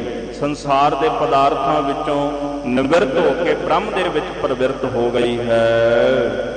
ਮਨ ਪਵਨ ਦੋਇ ਤੁੰਬਾ ਕਰੀ ਹੈ। ਕਹਿੰਦੇ ਮਨ ਨੂੰ ਅਸੀਂ ਤੇ ਪਵਨ ਨੂੰ ਤੁੰਬਾ ਬਣਾ ਲਿਆ। ਮਨ ਤੇ ਪਵਨ, ਮਨ ਨੂੰ ਰੋਕਿਆ ਜਿਹੜਾ ਮਨ ਭਟਕ ਰਿਹਾ ਸੀ, ਤੇ ਪਵਨ ਜਿਹੜੀ ਪਾਉਣ ਹੈ, ਸਵਾਸ ਸਵਾਸ ਮਨ ਨੂੰ ਰੋਕ ਕੇ ਪਰਮੇਸ਼ਰ ਦਾ ਸਿਮਰਨ ਕਰਨਾ, ਕਿ ਅਸੀਂ ਤੂੰਬਾ ਬਣਾ ਲਿਆ। ਯੋਗੀਆਂ ਦੇ ਪਾਸ ਤੂੰਬਾ ਹੁੰਦਾ ਨਾ, ਤੰਤੀ ਸਾਜ਼, ਤਾਰ ਵਾਲਾ ਜਿਹੜਾ ਸਾਜ਼ ਹੁੰਦਾ ਉਹ ਵਜਾਉਂਦੇ ਨੇ। ਤੇ ਭਗਤ ਜੀ ਕਹਿੰਦੇ ਤੂੰਬਾ ਅਸੀਂ ਵੀ ਵਜਾਉਂਦੇ ਆ, ਪਰ ਤੂੰਬਾ ਉਹਦੇ ਨਾਮ ਦਾ ਵਜਾਉਂਦੇ ਆ ਅੱਠੇ ਪੈਰ, ਮਨ ਨੂੰ ਰੋਕ ਕੇ। ਮਨ ਕਾਬੂ ਕਰ ਲਿਆ ਗੁਰਮੁਖ ਜਨਾਂ ਨੇ। ਮਨ ਹੈ ਤਾਂ ਵੈਸੇ ਪ੍ਰੇਤ ਵਾਂਗੂ ਹੈ, ਜਿਵੇਂ ਪੰਡਤ ਗੁਲਾਬ ਸਿੰਘ ਜੀ ਆਪਣੇ ਗ੍ਰੰਥ ਵਿੱਚ ਲਿਖਦੇ ਨੇ ਨਾ, ਕਹਿੰਦੇ ਵੀ ਕਿਸੇ ਸ਼ਾਹੂਕਾਰ ਨੇ ਜਿੰਨ ਖਰੀਦ ਲਿਆ ਤੇ ਵੇਚਣ ਵਾਲੇ ਨੇ ਉਹਦੇ ਗੁਣ ਤੇ ਔਗਣ ਸਾਰੇ ਦੱਸ ਦਿੱਤੇ। ਉਹਨੇ ਔਗਣਾਂ ਵੱਲ ਤਾਂ ਧਿਆਨ ਨਾ ਦਿੱਤਾ ਤੇ ਗੁਣ ਵੇਖ ਕੇ ਖਰੀਦ ਲਿਆ ਵੀ ਚਲੋ ਆਪਣੇ ਕੰਮਕਾਰ ਬੜੇ ਹੁੰਦੇ ਨੇ ਵੀ ਇਹਨੂੰ ਲੈ ਚੱਲਦੇ ਆ। ਉਹਨੇ ਨੌਕਰ ਚਾਕਰ ਸਾਰੇ ਕੱਢ ਦਿੱਤੇ ਵੀ ਹੁਣ ਮੇਰੇ ਕੋਲ ਜਿੰਨ ਹੈ ਤੇ ਆਪੇ ਹੀ ਸਾਰੇ ਕੰਮਕਾਰ ਕਰੀ ਜਾਏ। ਤੇ ਜਦੋਂ ਘਰ ਦੇ ਵਿੱਚ ਲਿਆ ਕੇ ਉਹਨੂੰ ਰੱਖਿਆ ਤੇ ਜਿਹੜਾ ਕੰਮ ਕਿਹਾ ਕਰੇ ਉਹ ਤਤਕਾਲ ਹੀ ਕਰ ਦਿਆ ਕਰੇ, ਉਸੇ ਵਕਤ ਹੀ ਕਰ ਦਿਆ ਕਰੇ। ਅਖੀਰ ਉਹਦੇ ਕੰਮ ਮੁੱਕਣ ਲੱਗ ਪਏ। ਹੁਣ ਕੀ ਕਹਾ। ਤੇ ਜਿੰਨ ਦਾ ਔਗਣ ਕੀ ਸੀ ਵੀ ਜਿਹੜਾ ਜਦੋਂ ਵਿਹਲਾ ਬਹਿ ਜਾਂਦਾ ਸੀ ਨਾ ਤੇ ਜਿਹੜਾ ਉਹਨੂੰ ਖਰੀਦਦਾ ਸੀ ਉਹਨੂੰ ਹੀ ਮਾਰ ਦਿੰਦਾ ਸੀ। ਉਹ ਕਹਿੰਦਾ ਵੀ ਵਿਹਲਾ ਨਹੀਂ ਬਹਿ ਸਕਦਾ, ਵੀ ਆਪਾਂ ਨੂੰ ਕੋਈ ਨਾ ਕੋਈ ਕੰਮ ਚਾਹੀਦਾ ਹੈ, ਵਿਹਲਾ ਨਹੀਂ ਮੈਂ ਬਹਿ ਸਕਦਾ। ਹੁਣ ਉਹ ਚਿੰਤਾਤੁਰ ਹੋ ਗਿਆ ਵੀ ਮੇਰੀ ਵਾਰੀ ਆਉਣ ਵਾਲੀ ਹੈ। ਅਖੀਰ ਉਹਦੀ ਲੜਕੀ ਜਿਹੜੀ ਸੀ ਨਾ, ਉਹਨੇ ਵੇਖਿਆ ਵੀ ਪਿਤਾ ਦਾ ਚਿਹਰਾ ਮੁਰਝਾਇਆ। ਪੁੱਛਿਆ ਪਿਤਾ ਜੀ ਕੀ ਹੋ ਗਿਆ। ਉਹਨੇ ਆਖਿਆ ਵੀ ਇਹ ਜਿੰਨ ਖਰੀਦ ਕੇ ਲੈ ਕੇ ਆਇਆ ਸੀ ਵੀ ਚਲੋ ਘਰ ਦੇ ਕੰਮਕਾਰ ਸੌਖੇ ਹੋ ਜਾਣਗੇ, ਪਰ ਇਹਦਾ ਇੱਕ ਔਗਣ ਸੀ ਕਿ ਜਿਹੜਾ ਮਨੁੱਖ ਇਸ ਜਿੰਨ ਨੂੰ ਖਰੀਦਦਾ ਹੈ, ਜੇ ਉਹ ਕੋਈ ਕੰਮ ਕਾਰ ਨਾ ਦੱਸੇ ਤੇ ਉਹਨੂੰ ਇਹ ਮਾਰ ਦਿੰਦਾ ਹੈ। ਹੁਣ ਕੰਮ ਕਾਰ ਕੋਈ ਹੈ ਨਹੀਂ, ਇਹਨੂੰ ਮੈਂ ਕੀ ਦੱਸਾਂ, ਇਹਨੇ ਮੈਨੂੰ ਮਾਰ ਦੇਣਾ। ਉਹਨੇ ਆਖਿਆ ਜੀ ਵੀ ਇੰਨੀ ਕੀ ਗੱਲ ਹੈ, ਇੱਦਾਂ ਕਰੋ ਵੀ ਘਰ ਦੇ ਵਿਹੜੇ ਦੇ ਵਿੱਚ ਬਾਂਸ ਗੱਡ ਦਿਓ ਤੇ ਜਿੰਨ ਨੂੰ ਆਖੋ ਵੀ ਉਤਰੀ ਚੱਲ ਤੇ ਚੜੀ ਚੱਲ। ਪੰਡਤ ਗੁਲਾਬ ਸਿੰਘ ਜੀ ਕਹਿੰਦੇ ਵੀ ਉਹਨੇ ਬਾਂਸ ਗੱਡ ਦਿੱਤੀ ਤੇ ਜਿੰਨ ਕਹਿੰਦਾ ਜੀ ਦੱਸੋ ਕੰਮ। ਆਖਦਾ ਵੀ ਉਹ ਬਾਹਰ ਬਾਂਸ ਲੱਗੀ ਉਹਦੇ ਤੇ ਚੜੀ ਚੱਲ ਤੇ ਉਤਰੀ ਚੱਲ। ਹੁਣ ਉਹ ਜਿੰਨ ਕਦੇ ਚੜੇ ਕਦੇ ਉਤਰੇ ਬਾਂਸ ਤੇ ਥੋੜੀ ਦੇਰ ਬਾਅਦ ਆ ਕੇ ਕਹਿੰਦਾ ਵੀ ਹੋਰ ਕੋਈ ਕੰਮ ਦੱਸ ਦਿਓ ਵੀ ਇਹ ਨਹੀਂ ਹੋਣਾ ਮੇਰੇ ਕੋਲੋਂ। ਕਹਿੰਦੇ ਜੀ ਇਹੀ ਕਰਨਾ ਪੈਣਾ, ਹੁਣ ਤੇਰੇ ਮਾਲਕ ਦਾ ਹੁਕਮ ਹੈ। ਪੰਡਤ ਗੁਲਾਬ ਸਿੰਘ ਜੀ ਕਹਿੰਦੇ ਰੱਬ ਦੇ ਪਿਆਰਿਆਂ ਨੇ ਮਨ ਰੂਪੀ ਜਿੰਨ ਗੁਰੂ ਦੇ ਸ਼ਬਦ ਦੀ ਡਾਂਗ ਤੇ ਚਾੜ ਦਿੱਤਾ ਤੇ ਜਿੰਨ ਹੁਣ ਵਾਰ-ਵਾਰ ਉਸ ਡਾਂਗ ਤੇ ਚੜ੍ਹਦਾ ਉਤਰਦਾ, ਚੜ੍ਹਦਾ ਉਤਰਦਾ, ਹੁਣ ਸ਼ੈਤਾਨੀਆਂ ਕਰਨ ਤੋਂ ਹਟ ਗਿਆ। ਕਬੀਰ ਜੀ ਵੀ ਕਹਿੰਦੇ ਵੀ ਹੁਣ ਤੂੰਬਾ ਵੱਜ ਰਹੇ। ਮਨ ਨੂੰ ਰੋਕਿਆ, ਮਨ ਨੂੰ ਰੋਕ ਕੇ ਤੇ ਜਿਹੜੀ ਪਵਨ ਜਿਹੜੇ ਸਵਾਸ ਸੀ ਨਾ, ਇੱਕ ਇੱਕ ਸਵਾਸ ਉਸ ਪਰਮੇਸ਼ਰ ਦੀ ਭਗਤੀ ਦੇ ਵਿੱਚ ਅਸੀਂ ਬਤੀਤ ਕੀਤਾ ਹੈ। ਸਵਾਸ ਸਵਾਸ ਉਸ ਮਾਲਕ ਦਾ ਸਿਮਰਨ ਕੀਤਾ ਹੈ। ਇਹੀ ਅਸੀਂ ਆਪਣਾ ਤੂੰਬਾ ਬਣਾ ਲਿਆ ਹੈ। ਜੁਗ ਜੁਗ ਸਾਰਦ ਸਾਜੀ। ਜੁਗਾਂ ਜੁਗਾਂਤਰਾਂ ਦੇ ਅੰਦਰ ਇੱਕ ਅਕਾਲ ਪੁਰਖ ਵਾਹਿਗੁਰੂ ਵਿਆਪਕ ਹੈ। ਸਾਰਦ ਡੰਡੇ ਨੂੰ ਕਹਿੰਦੇ ਜੀ, ਜਿਹੜਾ ਤੂੰਬੇ ਵਿੱਚ ਫਸਾਇਆ ਜਾਂਦਾ, ਉਹਦੇ ਪਿੱਛੇ ਲਾਇਆ ਜਾਂਦਾ ਤੂੰਬੇ ਵਿੱਚ, ਉਹਨੂੰ ਸਾਰਦ ਕਹਿੰਦੇ ਨੇ। ਜੁਗਾਂ ਜੁਗਾਂਤਰਾਂ ਦੇ ਅੰਦਰ ਉਸ ਪਰਮੇਸ਼ਰ ਅਕਾਲ ਪੁਰਖ ਨੂੰ ਵਿਆਪਕ ਜਾਣਨਾ, ਇਹੀ ਅਸੀਂ ਡੰਡਾ ਬਣਾਇਆ ਹੈ। ਫਿਰ ਭਾਈ ਤੰਤੀ ਟੂਟਸ ਨਾਹੀ। ਕਬੀਰ ਜੀ ਕਹਿੰਦੇ ਹੁਣ ਸਾਡੀ ਸੁਰਤ ਰੂਪੀ ਜਿਹੜੀ ਤੰਤੀ ਹੈ ਨਾ, ਜਿਵੇਂ ਤੂੰਬਾ ਹੁੰਦਾ ਉਹਦੇ ਵਿੱਚ ਤਾਰ ਲੱਗੀ ਹੁੰਦੀ ਤੇ ਤੂੰਬਾ ਵੱਜਦਾ ਹੈ। ਹੁਣ ਸਾਡੀ ਸੁਰਤ ਰੂਪੀ ਕਹਿੰਦੇ ਜਿਹੜੀ ਇਹ ਤੰਤੀ ਹੈ ਨਾ, ਇਹ ਟਿਕਾ ਦੇ ਵਿੱਚ ਆ ਗਈ ਹੈ। ਹੁਣ ਅੱਠੇ ਪੈਰੇ ਦੇ ਵਿੱਚੋਂ ਤੂੰ ਤੂੰ ਤੂੰ ਦੀ ਆਵਾਜ਼ ਨਿਕਲਦੀ ਹੈ। ਅੱਠੇ ਪੈਰ ਕਬੀਰ ਤੂੰ ਤੂੰ ਕਰਤਾ ਤੂੰ ਹੁਆ, ਮੁਝ ਮੈਂ ਰਹਾ ਨਾ ਹੂੰ, ਜਬ ਆਪਾ ਪਰਖਾ ਮਿਟ ਗਿਆ, ਜਤ ਦੇਖੋ ਤਤ ਤੂੰ। ਹੁਣ ਅੱਠੇ ਪੈਰੇ ਦੇ ਵਿੱਚੋਂ ਇੱਕ ਹੀ ਆਵਾਜ਼ ਆਉਂਦੀ ਹੈ, ਉਹਦੇ ਨਾਮ ਦੀ ਆਵਾਜ਼ ਆਉਂਦੀ ਹੈ। ਸੋ ਕਬੀਰ ਸਾਹਿਬ ਜੀ ਕਹਿੰਦੇ ਨੇ ਕਿ ਜਿਹੜੀ ਸਾਡੀ ਸੁਰਤ ਰੂਪੀ ਤੰਤੀ ਹੈ, ਇਹ ਟਿਕ ਗਈ ਹੈ, ਹੁਣ ਟੁੱਟਦੀ ਨਹੀਂ। ਅਨਹਦ ਕਿੰਗੂਰੀ ਬਾਜੀ। ਹੁਣ ਕਹਿੰਦੇ ਅਨਾਹਦ ਕਿੰਗਰੀ ਸਾਡੇ ਅੰਦਰ ਵੱਜਦੀ। ਅਨਹਦ ਦਾ ਅਖਰੀ ਅਰਥ ਪਹਿਲਾ ਇਹ ਹੈ ਜੀ, ਅਨਹਦ, ਹੱਦ ਤੋਂ ਰਹਿਤ, ਹੱਦਬੰਦੀ ਤੋਂ ਰਹਿਤ ਜਿਹੜਾ ਬ੍ਰਹਮ ਹੈ, ਉਸ ਬ੍ਰਹਮ ਦੇ ਅੰਦਰ ਜਿਹੜੀ ਸੁਰਤ ਜੁੜਨੀ ਹੈ, ਕਹਿੰਦੇ ਇਹ ਸਾਡੇ ਅੰਦਰ ਕਿੰਗਰੀ ਵੱਜ ਰਹੀ ਹੈ। ਦੂਜਾ ਇਹਦਾ ਭਾਵ ਅਰਥ ਹੈ ਜੀ ਅਨਹਦ, ਅਨਾਹਦ ਨਾਦ, ਜਿਹੜਾ ਨਾਦ ਬਿਨਾਂ ਕਿਸੇ ਚੋਟ ਦੇ ਵਿੱਚੋਂ ਪੈਦਾ ਹੁੰਦਾ ਹੈ। ਜੋ ਬ੍ਰਹਮਾ ਨਾਦ ਅੱਠੇ ਪੈਰ ਪਰਮੇਸ਼ਰ ਦਾ ਵੱਜਦਾ ਹੈ, ਇਹ ਅਨਾਹਦ ਕਿੰਗਰੀ ਅੱਠੇ ਪੈਰ ਹੁਣ ਸਾਡੇ ਅੰਦਰ ਵੱਜਦੀ ਹੈ। ਸੁਨ ਮਨ ਮਗਨ ਪਹੇ ਹੈ ਪੂਰੇ। ਕਬੀਰ ਸਾਹਿਬ ਜੀ ਕਹਿੰਦੇ ਨੇ ਜਿਹੜੇ ਪੂਰੇ ਸਾਧੂ ਜਨ ਨੇ, ਐਸੀ ਕਿੰਗਰੀ ਦੀ ਆਵਾਜ਼ ਸੁਣ ਕੇ ਉਹਦੇ ਵਿੱਚ ਮਗਨ ਹੋ ਗਏ, ਉਹਦੇ ਵਿੱਚ ਇੱਕ ਰਸ ਟਿਕਾ ਦੇ ਵਿੱਚ ਆ ਗਏ। ਜਿਨ੍ਹਾਂ ਨੇ ਇਹ ਜਿਹੜੀ ਅੰਦਰ ਦੀ ਅਨਾਹਦ ਕਿੰਗਰੀ ਨੂੰ ਸਰਵਣ ਕੀਤਾ ਹੈ, ਮਾਇਆ ਡੋਲ ਨਾ ਲਾਗੀ। ਉਹਨਾਂ ਨੂੰ ਫਿਰ ਕਦੇ ਮਾਇਆ ਦੀ ਡੋਲ ਨਹੀਂ ਲੱਗੀ, ਮਾਇਆ ਉਹਨਾਂ ਨੂੰ ਕਦੇ ਡੁਲਾ ਨਹੀਂ ਸਕਦੀ। ਜਿਨ੍ਹਾਂ ਦਾ ਮਨ ਉਸ ਅਕਾਲ ਪੁਰਖ ਵਾਹਿਗੁਰੂ ਜੀ ਦੇ ਸ਼ਬਦ ਦੇ ਅਨਾਹਦ ਨਾਦ ਵਿੱਚ ਸਮਾ ਜਾਏ, ਜਿਨ੍ਹਾਂ ਦੀ ਸੁਰਤ ਉਹਦੇ ਵਿੱਚ ਸਮਾ ਜਾਏ, ਫਿਰ ਮਾਇਆ ਉਹਨਾਂ ਨੂੰ ਕਦੇ ਡੁਲਾ ਨਹੀਂ ਸਕਦੀ। ਡਿਗੈ ਨਾ ਡੋਲੇ ਦ੍ਰਿੜ ਕਰ ਰਹਿਓ, ਪੂਰਨ ਹੋਏ ਤ੍ਰਿਪਤਾਨੀ। ਅੰਦਰੋਂ ਪੂਰਨ ਤੌਰ ਤੇ ਗੁਰੂ ਦੇ ਸ਼ਬਦ ਦੁਆਰਾ ਅਜਿਹੇ ਗੁਰਮੁਖ ਤ੍ਰਿਪਤ ਹੋ ਜਾਂਦੇ ਨੇ। ਜੋ ਮੰਦਰ ਕੋ ਥੰਮੈ ਥੰਮਨ, ਤਿਉ ਗੁਰ ਕਾ ਸ਼ਬਦ ਮਨ ਹੈ ਅਸਥੰਮਨ। ਜੈਸੇ ਇੱਕ ਥੰਮ ਇੱਕ ਮੰਦਰ ਨੂੰ ਥੰਮ ਲੈਂਦਾ ਹੈ, ਗੁਰੂ ਦਾ ਸ਼ਬਦ ਗੁਰਸਿੱਖ ਦਾ ਮਨ ਥੰਮ ਲੈਂਦਾ ਹੈ। ਤੇ ਕਬੀਰ ਸਾਹਿਬ ਜੀ ਕਹਿੰਦੇ ਨੇ ਕਿ ਜਿਨ੍ਹਾਂ ਦੇ ਮਨ ਨੂੰ ਗੁਰੂ ਦਾ ਸ਼ਬਦ ਥੰਮ ਲਵੇ, ਉਹਨਾਂ ਨੂੰ ਕਦੇ ਮਾਇਆ ਡੁਲਾ ਨਹੀਂ ਸਕਦੀ। ਕਹੁ ਕਬੀਰ ਤਾ ਕਾ ਪੁਨਰਪ ਜਨਮ ਨਹੀਂ। ਕਬੀਰ ਸਾਹਿਬ ਜੀ ਮਹਾਰਾਜ ਫਰਮਾਨ ਕਰਦੇ ਨੇ, ਪੁਨਰਪ ਦਾ ਅਖਰੀ ਅਰਥ ਹੁੰਦਾ ਜੀ ਨਿਸ਼ਚੇ ਨਾਲ। ਕਹਿੰਦੇ ਉਹਨਾਂ ਨੂੰ ਮੁੜ ਕੇ ਨਿਸ਼ਚਾ ਹੈ ਇਸ ਗੱਲ ਤੇ, ਉਹਨਾਂ ਨੂੰ ਮੁੜ ਕੇ ਜਨਮ ਪ੍ਰਾਪਤ ਨਹੀਂ ਹੁੰਦਾ। ਨਿਸ਼ਚੇ ਨਾਲ ਉਹ ਕਦੇ ਜਨਮ ਦੇ ਤੇ ਮਰਦੇ ਨਹੀਂ। ਜਿਨ੍ਹਾਂ ਦਾ ਮਨ ਉਸ ਪਰਮੇਸ਼ਰ ਦੇ ਚਰਨਾਂ ਦੇ ਵਿੱਚ ਜਾ ਕਰਕੇ ਸਮਾ ਜਾਂਦਾ ਹੈ। ਖੇਲ ਗਇਓ ਬੈਰਾਗੀ। ਜਿਹੜੇ ਬੈਰਾਗੀ ਨੇ ਅਗਿਆਨ ਦੀ ਖੇਡ ਨੂੰ ਖੇਡ ਕੇ ਗਿਆਨ ਦੇ ਸਹਿਤ ਹੋ ਕੇ ਕਹਿੰਦੇ ਇਸ ਸੰਸਾਰ ਤੋਂ ਉਹ ਆਪਣਾ ਜੀਵਨ ਸਫਲ ਕਰਕੇ ਚਲੇ ਗਏ। ਖੇਲ ਗਇਓ ਬੈਰਾਗੀ, ਅਗਿਆਨ ਦੀ ਖੇਡ ਚੱਲਦੀ ਸੰਸਾਰ ਦੇ ਅੰਦਰ। ਇਹ ਸਾਰਾ ਸੰਸਾਰ ਖੇਡ ਹੀ ਹੈ, ਖੇਡ ਹੀ ਹੈ।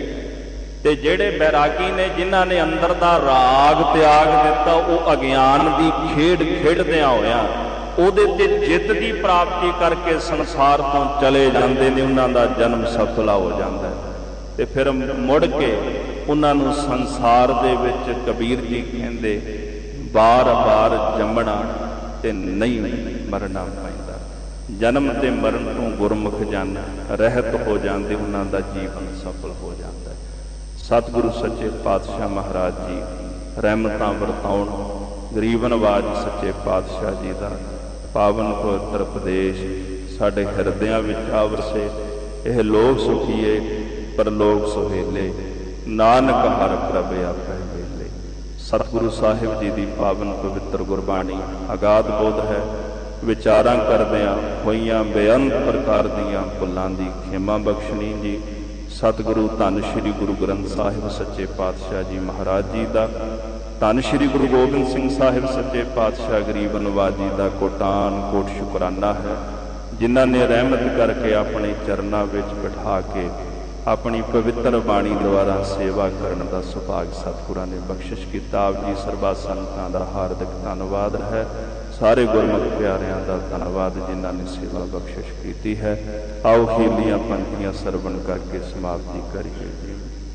ਸੁਨ ਮਨ ਮਗਨ ਭਏ ਹੈ ਪੂਰੇ, ਮਾਇਆ ਡੋਲ ਨ ਲਾਗੀ। ਕਾਹੋ ਕਬੀਰ ਤਾਕੋ ਪੁਨਰਪ ਜਨਮ ਨਹੀਂ, ਖੇਲ ਗਏ ਬੈਰਾਗੀ।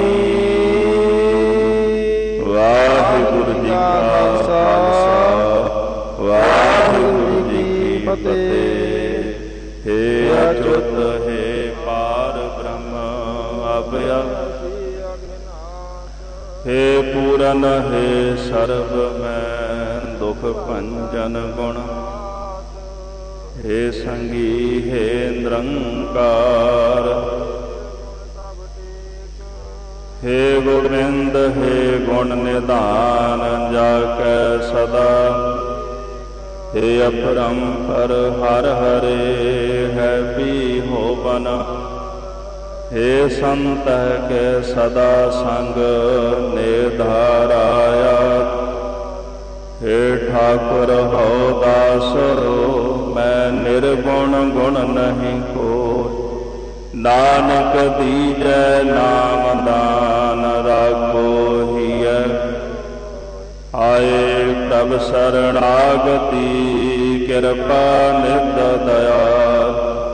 ਏਕ ਅਖਰ ਹਰ ਮਨ ਬਸਤ ਨਾਨਕ ਹੋਤਨ, ਵਾਹਿਗੁਰੂ ਨਾਮ ਜਹਾਜ ਹੈ ਚੜੇ ਸੋ ਉਤਰੇ ਪਾਰ। ਜੋ ਸ਼ਰਧਾ ਕਰ ਸੇਵੰਦੇ ਗੁਰ ਪਾਰ ਤਾਰਨਹਾਰ। ਕਥਾ ਨਿਦਾ ਪ੍ਰਤ ਹੋਤ ਹੈ ਸੁਣਹੁ ਸੋ ਸਿੰਘ ਸੁਜਾਨ। ਨਾਨਕ ਗੁਰੂ ਗੋਬਿੰਦ ਸਿੰਘ ਜੀ ਸਦਾ ਕਰੈ ਕਲਿਆਣ। ਨਾਨਕ ਗੁਰੂ ਗੋਬਿੰਦ ਸਿੰਘ ਜੀ ਸਦਾ ਕਰੈ ਕਲਿਆਣ।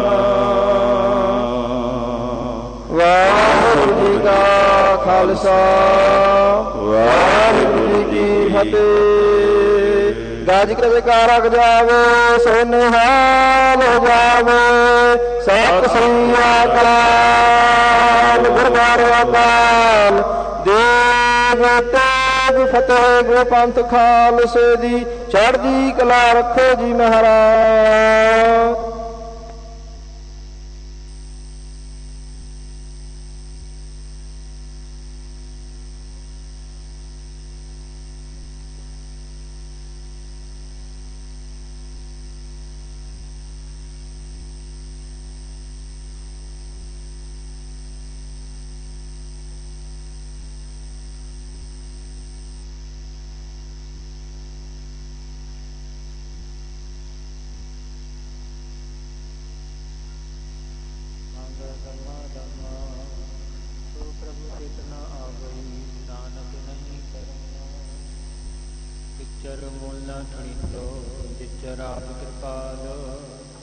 ਸ਼ਬਦ ਅਖੁਟ ਬਾਬਾ ਨਾਨਕਾ, ਖਾਏ ਖਰਚ ਧਨਮਾਲ। ਖੰਭ ਵਿਕਾਂਦੜੇ ਜੇ ਲਹਾਂ, ਗਿਨਾ ਸਾਵੀ ਤੋਲ। ਤਨ ਜਣਾਈ ਆਪਣਾ, ਲਹਾਂ ਸੋ ਸੱਜਣ ਟੋਲ।